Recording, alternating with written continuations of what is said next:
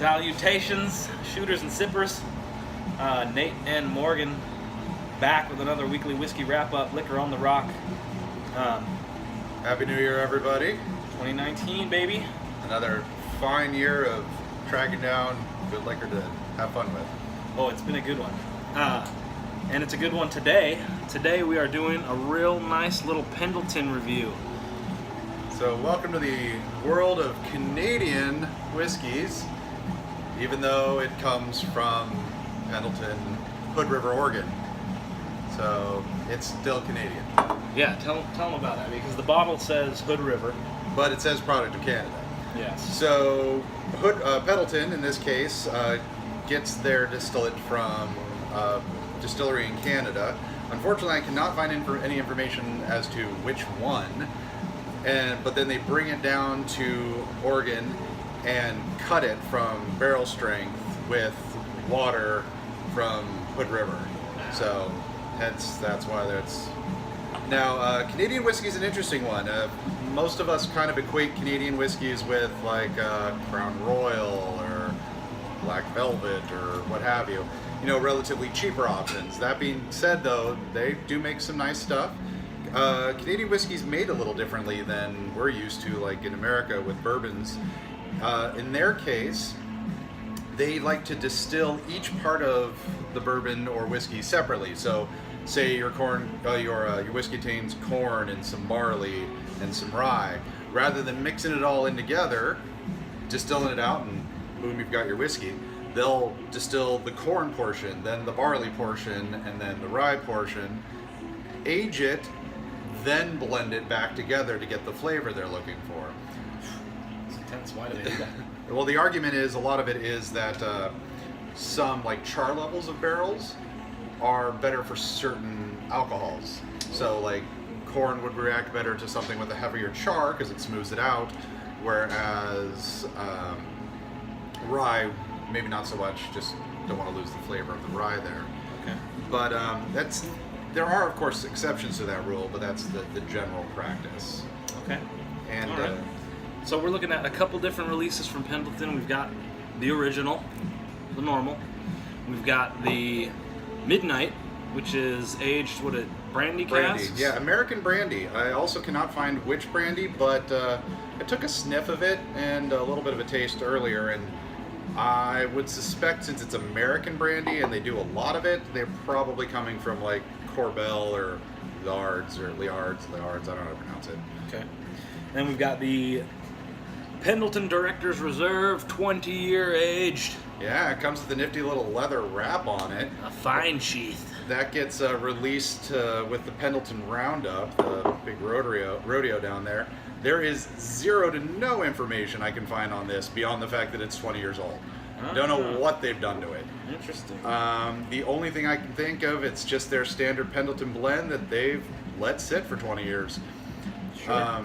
There's a little bit of the brandy smell on it, but you know, it's tough to call on that one. All right. Well, let's hit them with the original. Yeah. Blended Canadian whiskey. Yeah, this is a on a personal level, Pendleton has a little bit of notoriety with my particular family, so shout out to my brother-in-law. Oh yeah? Yeah. Is that a story He knows hear? why. Keep that story for the behind the scenes. Yeah. Any idea why the mascot is so cowboyish? Letter buck? They're got a long history with the Pendleton Roundup, which is a big old rodeo down there. Okay. So you can be sure that the winners of the rodeo are getting bottles of like the director's cut. Okay, so yeah, Pendleton, Oregon, home of Yep. one of the most respected rodeos in the country. We dedicate this whiskey to the men and women of the bronco riding sport and those who love them. All right, so this is a rodeo drink from Canada. Yeah, cowboy up. Shout out.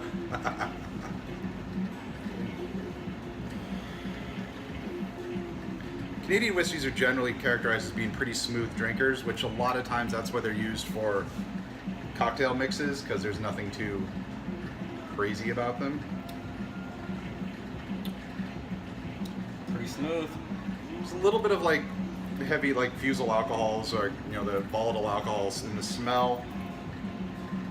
A little bit of little bit of caramel for me, and then there's this one other smell that I'm very familiar, but I can't place, and it's driving me up the wall. It's probably something I've ate previously.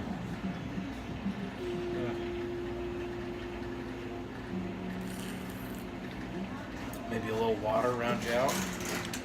Can. I believe it's only... It's 80. It's 80, okay. 40%, so that's a lot.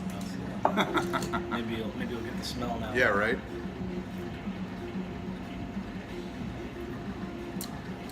I hate to say it, it almost makes it smell like a little bit like tire rubber.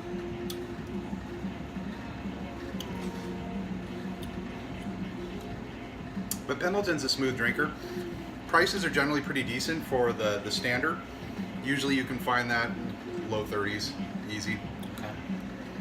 At least on the island, it's kind of high 30s. Hashtag Island Tax. Yeah, huh? Coming at you semi-live from the beautiful bar at Friday Harbor House. It is a lovely day today, too. Ah, crazy January. Gorgeous. Shout out Lopez. Shout out Orcus. You guys aren't alone. I wouldn't lie. Alright. Rinse this guy out real quick. Yeah, that's a pretty easy drinker, man. Yeah. It's real accessible. Actually, Crown Royal put out a rye a couple years back, their Northwest Rye, that actually won like one of the World Whiskey Championships for ryes. I remember you telling me that. We will do a rye video in the near future. I like ryes. I like the spice. I like ryes as well. Okay, the Midnight, aged in brandy casks. What do we have? 90 proof. So it's a little bit spicier. Again, barely any information. Pendleton stays very close-lipped about the sort of things that they produce. Can't find mash bills or anything, or which brandy. Now I can smell the brandy on this one when I sniff it. Yeah, it's That pretty grape, different. that grape alcohol. Definitely a different nose than the original. Colors are different, you'll notice. Well, I don't know if you'll notice, but I notice. Got a little bit slightly darker caramel to it. Also on a design note, I enjoy their bottle shape. I like the font. I like everything they're doing. It's got like a little seal-looking label, not too much. Yeah. I think they did a great job. It's a good stout bottle with a wide. Yeah, There. I love this shape in a bottle, shorter, wider. And you can't really go wrong with a leather wrap. What do you think these plants are? What's that? Thistles? Yeah, What looks that like is? it. Apparently it was designed or made by a supposedly famous saddle maker. Ah, that makes sense. Yeah, it's nicely tooled leather. I know nothing of saddles or riding. That's not what I heard. Only that horse girls are crazy. Sorry to you horse people out there. Oh yeah. Definitely get the brandy. And even though it is a higher proof, it's almost like a smoother drinker. Just that extra little brandy kind of sweetness. Kind of like, I mean, it's grapes, but it kind of brings in like a little bit of... I hesitate to say it. It's not super appley, but it's kind of like a really caramel apple. Really, really caramel. There's definitely some sort of candy, like those caramel apple pops. with the Okay, green yeah, plastic. yeah. Those, if you ramp the toasty caramelness up on those a couple levels, that works. Yeah. Those are delicious too. Yeah. That's pretty nice. Did you happen to get a price on this one? Is it The midnight you're gonna see in the low 40s. Okay, so not super different. The only thing I can think of is I'm pretty sure it's spent at least 2 years in the brandy barrels, if I remember correctly. That's like the only information I can find. If anybody from Pendleton is watching this and like to give us more info, as a nerd, I would love to have it. Yeah. You know, I can't remember birthdays, people's names after meeting them, but throw me some whiskey knowledge and that'll hold on forever. I've got 90s song lyrics and movie references crowding up my brain. Take a little bit here of this Director's Reserve. It is kind of fun, the Director's Reserve having that nice little leather. That's something different you don't see on a lot of I've not seen that before, and especially if it's rodeo related and the saddle maker. That's right on. You'll find the Director's Reserve starting at about $99. Why do they say directors? Who is that director of what? I think it's referring to the directors of the rodeo. Okay. Again, no information online, Pendleton. Give up your secrets. We're coming for you. Good color. It's definitely got a little bit more volatile nose. Yeah, that's a little. Dude, what's burny. the proof on this guy? Do we have anything? It's still only 40%, so it's not that fiery.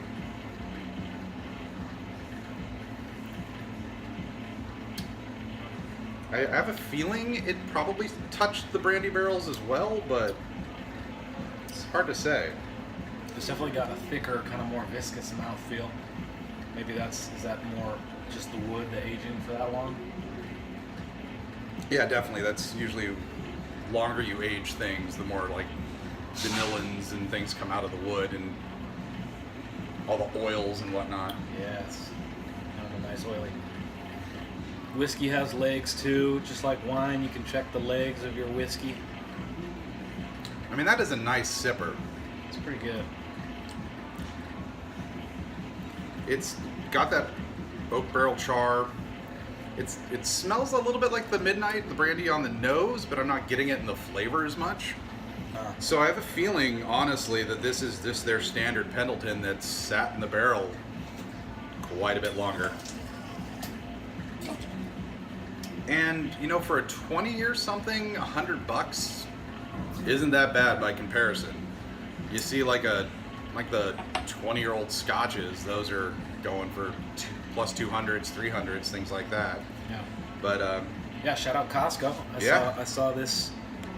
Actually, the day that I came back from Christmas break, I was at Costco on the mainland, saw this for the first time, and said, "Ooh, it's interesting. I'm not gonna break my bank on it right now, post Christmas, but." And then I came into work, and lo and behold, we had ordered it. Yeah. So got to taste it anyway. Sometimes we get lucky. Yeah, that's pretty nice, man. All of those are pretty nice. When Nathaniel and I tasted these when they came in, he was impressed that they all had a distinctly different flavor profile. Yeah. I think he said he enjoyed the original the best, but they're all different. Yeah, and it comes from Canada, like mixing and blending like different levels of their corn and their barley and their rye mounts, and you can really kind of play with things that way. It does require somebody to actually kind of know what they're doing to, I would say, to get your flavor profiles the same when you're blending 3 or 4 different distillates that have aged potentially separately. It seems hard for consistency's sake, but yeah, I don't know. Somehow they do it. Yeah. Speaking of which, we will down the road do a tasting video on home blends or self blends. It's something we're both getting into. Yeah, if you saw our Instagram post, I fired up my infinity bottle again, and infinity bottles are something you can do yourself. You know, set aside an empty bottle, clean it out, or buy one that's got your initials on it, and start adding your own distillate or your own whiskeys or scotches to blend what you like, and you can have fun with it. I'm gonna step off camera here real quick. Also in the Pendleton line, we've got a 1910 rye that we will be doing a rye video on in the future. This is also a nicely ornate bottle, although this one's stamped into the glass unlike the tooled leather. So shout out Pendleton for their designs.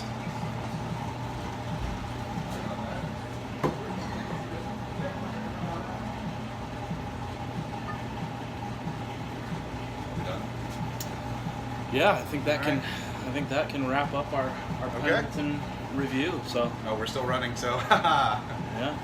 Thank you all again for watching. Happy 19. Yeah, Tap 19. We'll look forward to showing off some more stuff, doing some blends, getting some of those cocktail videos up. Hint, hint. I'm Eventually. sorry. Yes, I'm sorry. yes. I'm a slacker. We'll get there. Until then, enjoy. Thank you, folks. Cheers.